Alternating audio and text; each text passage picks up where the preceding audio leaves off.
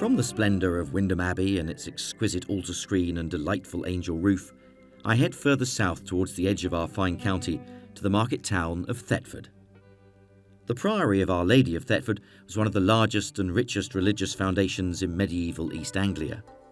Founded around 1103 by Roger Bigod, a close associate of William the Conqueror, he laid the foundation stone of the Priory on the 1st of September 1107. It was affiliated to the great Benedictine Abbey at Cluny in France and was built on a magnificent scale in the rich architectural style typical of the Cluniac order.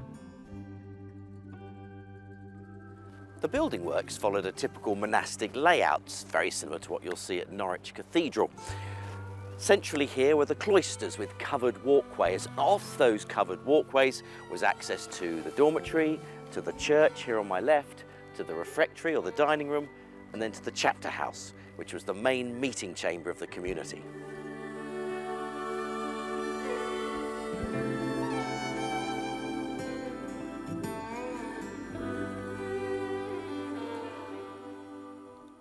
From the mid-13th century, the Priory Church was home to a miracle-working statue of the Virgin, which became a popular object of pilgrimage.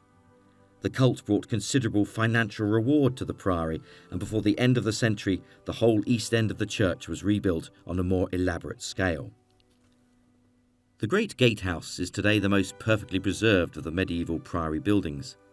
Built in the late 14th century, it was the principal entrance to the walled precinct of the Priory. A fragment of this wall survives to the left of the building.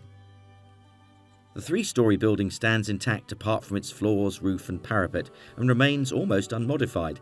It had octagonal turrets at the southeast and southwest corners and is faced with flint and finely cut stone dressings. At each corner there are large projecting buttresses, one of which contains a stair to the upper floors.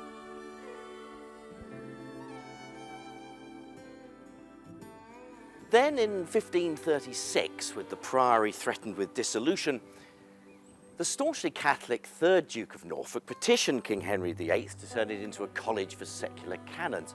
He pointed out to Henry that in the church he was not only preparing his own tomb, but one also for Henry's own illegitimate son, Henry Fitzroy, who was the Duke of Richmond, the only illegitimate son that Henry VIII ever admitted to.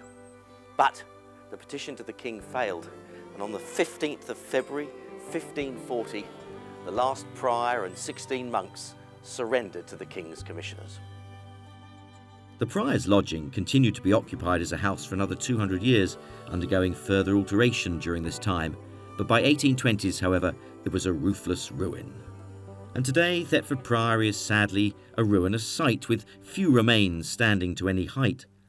The fragments that have survived are a little more than eroded lumps of barely recognisable structures, showing nothing of their former ornate glory.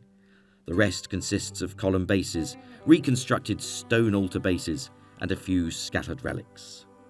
It is worth reflecting that both Wyndham and Thetford were built at about the same time, both Benedictine priories, both well connected with established monastic orders, both adapted and extended throughout the Middle Ages.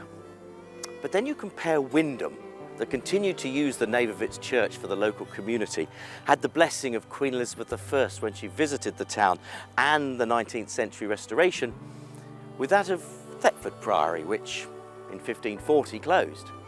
And when it closed, it literally closed. And this is what's left. Nothing more was done.